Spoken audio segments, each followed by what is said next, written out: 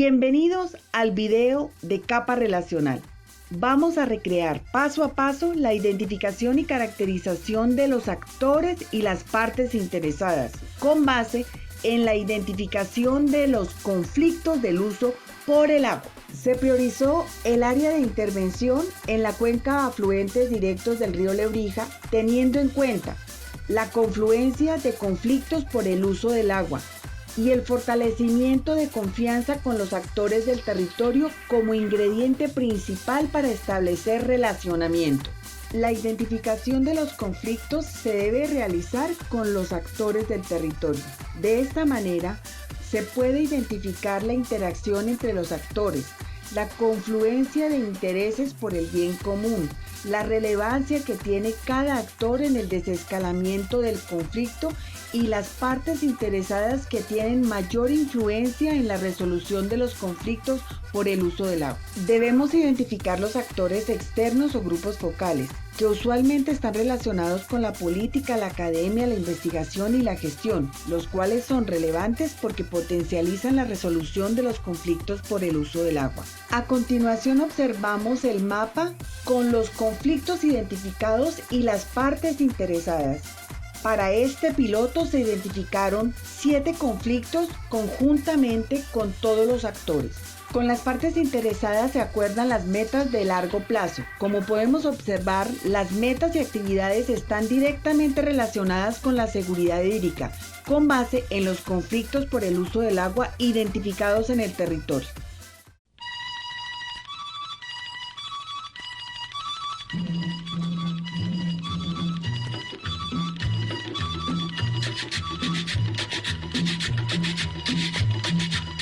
El Departamento de Santander es priorizado como el primer piloto sobre la gobernanza del agua por la DWA. Está ubicado en la llanura de inundación del río Magdalena en su sección media. Sus principales actividades son la pesca artesanal y la explotación de material de arrastre, así como la agroindustria de la palma y la explotación de hidrocarburos. El piloto se localiza especialmente en la unidad hidrográfica afluentes directos al Lebrija Medio, integrando las ciénegas de Manatí Blanco, Corredor, Montecristo y Arirí con sus cuencas aferentes y los caños que las conectan.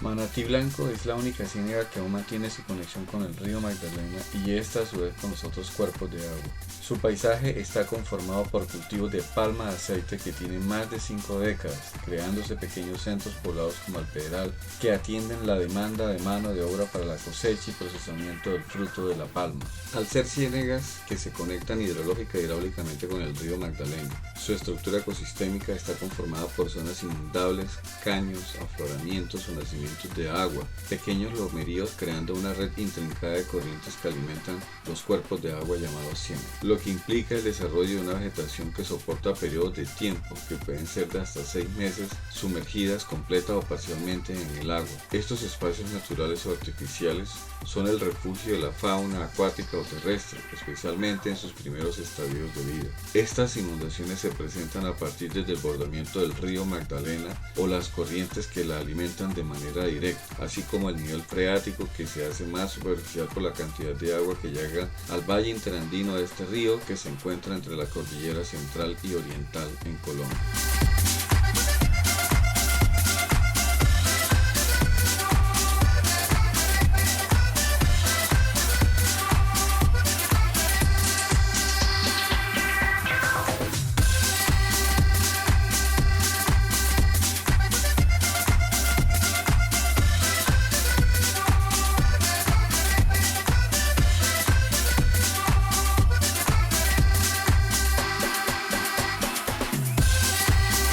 Las ciénegas de Montecristo y Corredor con sus quebradas hacen parte de un sistema de producción agroindustrial de la palma de aceite que transformó la selva húmeda tropical de esta región del Magdalena Medio, que además implicó la construcción de infraestructura vial, adecuación de canales de desagüe en razón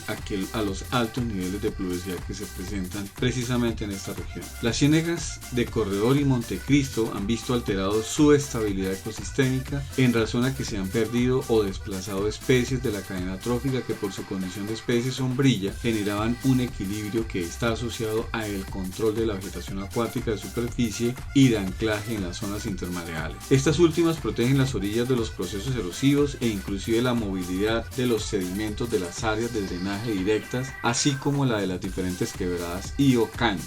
Mas sin embargo, el crecimiento sin control de esta vegetación genera el efecto contrario, que es la sedimentación de los diferentes cuerpos de agua, que facilita la expansión de las actividades productivas y urbanas que se exponen a fenómenos de inundaciones, pues el río siempre retorna a sus áreas y especialmente en las llanuras de inundación. Otro de los grandes factores que aceleran el desarrollo de la vegetación acuática es el uso de los fertilizantes y agroquímicos en el cultivo de palma de aceite, que además cubre más del 90% del área de influencia de las ciénegas y sus unidades hidrográficas, e incluye la red hídrica permanente e intermitente, así como los afloramientos, caños, áreas inundables, madreviejas, playones y pantanos. El paisaje de estas dos ciénegas contiene pequeños centros poblados que se desarrollan en función de la necesidad de la mano de obra calificada y no calificada que tienen las plantaciones y las extractoras asociadas a la palma de aceite. Estas concentraciones de la comunidad disponen sus aguas servidas a la red hídrica de los diferentes complejos en agosto. Además, la infraestructura construida, la necesidad de ampliar las fronteras agrícolas, el desarrollo de los centros poblados implica la construcción de infraestructura que termina por alterar la conectividad de la ciénaga, acelerar los procesos de sedimentación de los diferentes sistemas tanto lénticos como lóticos, que conducen a una pérdida de la conectividad, igualmente alterando los ciclos migracionales de la fauna ictiológica y la movilidad de especies como el manatí, quienes prestan el servicio ecosistémico de regular los procesos hidrosedimentológicos de los sistemas léticos y lóticos en razón a su desplazamiento en 4 momentos del año.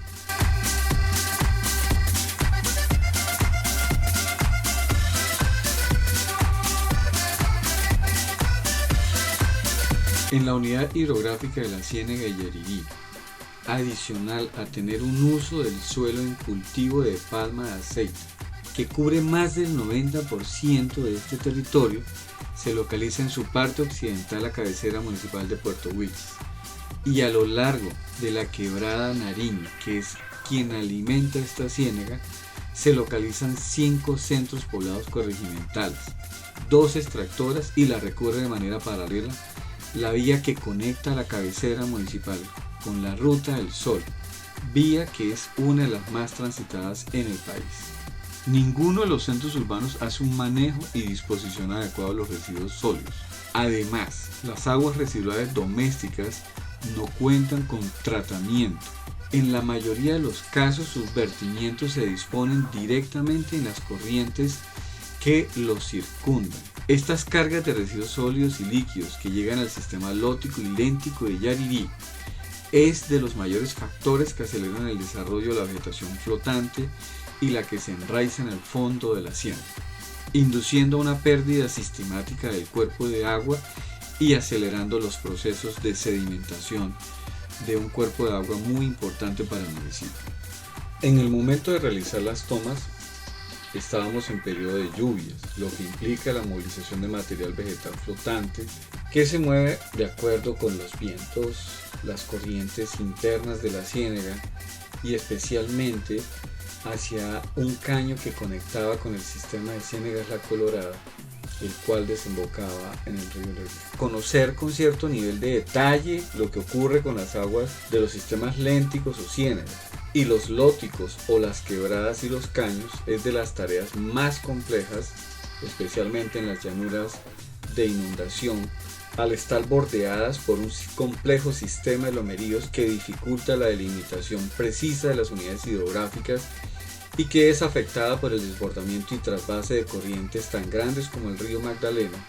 o tan pequeñas como una quebrada como la Nariño. Esto implica desarrollar una tarea conjunta con los diferentes actores que habitan el territorio y que conocen con suficiente asertividad cómo se mueven las aguas en los diferentes periodos secos y lluviosos, cuáles son las posibles fuentes que alteran la calidad del agua, la necesidad que existe de estabilizar los ciclos naturales de sedimentación de tal manera que se logre aumentar el periodo de vida de un humedal léntico. Conocer la conectividad es otra tarea fundamental. Esto implica descifrar cómo funcionan los ciclos naturales de migración de las diferentes especies, tanto ictiológicas como mamíferos y algunos reptiles tanto acuáticos como semiacuáticos, que además de prestar los servicios de regulación de los procesos hidrosedimentológicos, estabilizan las cadenas tróficas de tal forma que eso permite una restauración de los ecosistemas y ellos mejoran la calidad de las aguas, así como que crean unas mejores condiciones para un buen manejo de las inundaciones que nos permitan descifrar cómo mantener la relación agua-suelo un poco más estable. Y esto aporte los elementos necesarios para evitar pérdidas humanas, económicas, así como a reaprender a producir lo que el río nos permite realmente producir en sus tiempos, mejorando la conectividad y asimismo la movilidad de nuestras comunidades como de la misma vida, que está asociada a esta corriente que en su sección medio tiene cerca de 1 kilómetro de ancho y que puede transformar los territorios a su antojo. El conocimiento de la llanura de inundación es una tarea que debemos realizar todas las partes interesadas, buscando descifrar los roles que cada una de ellas deben desempeñar en la tarea de devolverle al río y sus sistemas lénticos y lóticos los espacios que necesitan para que en sus grandes movimientos no comprometan la vida humana, mejoren los ciclos de la vida, regulen las crecientes y logremos una armonía con él.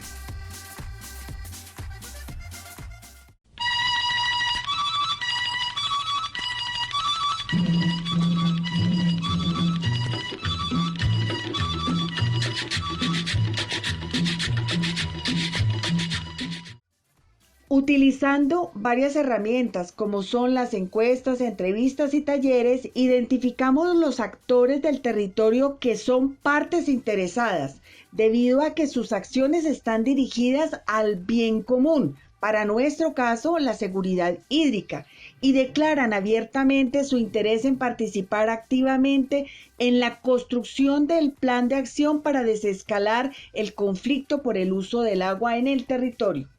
A continuación, veremos un ejemplo de partes interesadas que tienen gran influencia en el desescalamiento del conflicto en el sector de Palma. Fue difícil, digamos, convencerse de que sí se trataba de un escenario que, contrario a los escenarios anteriores, que repito, eran más de combatir y de combate, aquí se estaba proponiendo un escenario de debate. Listo, vamos a debatir sobre cuáles son las políticas, las normas, las acciones que debemos implementar para que usemos de manera responsable el recurso hídrico, pero eso también partía de una convicción, y es la convicción que se venía cuajando ya dentro del gremio palmicultor de que el recurso hídrico no era un recurso, digamos, privado o de uso privado, sino que era un recurso que nos competía absolutamente a todos. Es el recurso que garantiza la vida de todos, no solamente de los palmicultores. Entonces, desde esa convicción que se venía cuajando también dentro del gremio palmicultor, eso fue, digamos, posibilitando, aceitando, para utilizar una metáfora relacionada con la palmicultura, eso fue aceitando nuestro interés y nuestra participación en este escenario. No fue fácil, pero digamos ahí ya había una fuerza, que es esa fuerza de la convicción compartida con el resto de actores interesados en el agua, de que el agua es un recurso público, no es un recurso privado, la que fue dando, digamos, la guía para la participación del gremio palmicultor en este espacio de la mesa de humedales, que después se convirtió en una red mucho más amplia, porque pues no podemos hablar de agua sin hablar de biodiversidad, y no podemos hablar de agua sin hablar de clima. Entonces fueron apareciendo también otros interesados en esos temas, de hecho nosotros también lo somos, y ahí fue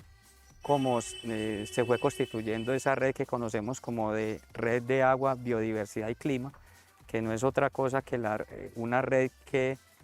junta a convencidos de que el agua es un recurso público.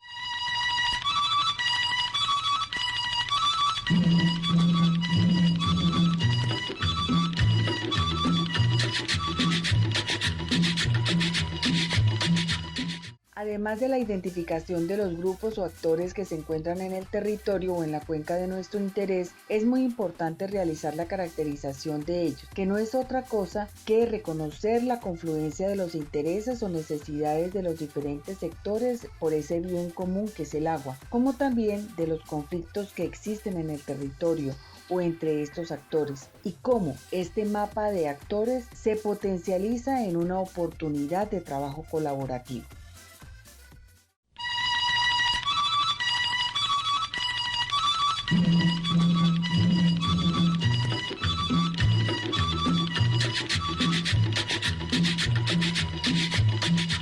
Bueno, referente al complejo cenagoso que tenemos nosotros muy cerca de nuestros predios están las ciénagas Montecristo, Corredor y siguen hacia el norte muchas otras ciénagas. Para nosotros uno de los temas en sostenibilidad es ojalá poder volver a recuperar ese corredor. Hay mucha historia detrás de ese corredor cenagoso, de biodiversidad, animales, flora, de mucho trabajo de comunidad, de pescadores, que ojalá quisiéramos volver a retomar, que se pudieran unir esfuerzos para que ese complejo cenagoso vuelva a ser lo que fue hace mucho tiempo y pueda convertirse en un negocio o en un proyecto sostenible para toda la región. Los grandes retos es lograr articularnos. Primero, encontrar los grupos de interés que están directamente interesados en apoyar este tipo de iniciativas ambientales, sociales, económicas, y que una vez identificados estos grupos de interés podamos articularnos de la mejor manera para no hacer esfuerzos aislados que no van a sumar a este complejo cenagoso, sino lograr unir esfuerzos de empresas privadas, del sector gobierno, de ONGs o de otras empresas, de otros sectores, porque en esta región no está solo el sector de la palma, sino hay otros sectores como la ganadería, los búfalos, hay sector petrolero, hay muchas partes interesadas que quisiéramos saber si se quieren unir y cómo una vez identifiquemos esos grupos podemos unir esfuerzos para que se pueda ver en un mejor desarrollo de este complejo cenagoso. Bueno, en ese momento la empresa ha estado vinculada durante muchos años a lo que fue la mesa de humedales y es hoy la red ABC. También ha estado vinculada al proyecto Inspiragua desde sus inicios porque queremos ser parte de esta iniciativa. Sabemos que estamos dentro de ese complejo y queremos ser parte de la solución. La empresa está trabajando en certificaciones de sostenibilidad internacionales como son RCPO y SCC y estamos convencidos que debemos trabajar con un equilibrio entre los ejes ambientales, sociales y económicos y qué mejor que con un proyecto como este que le pueda aportar a toda la región.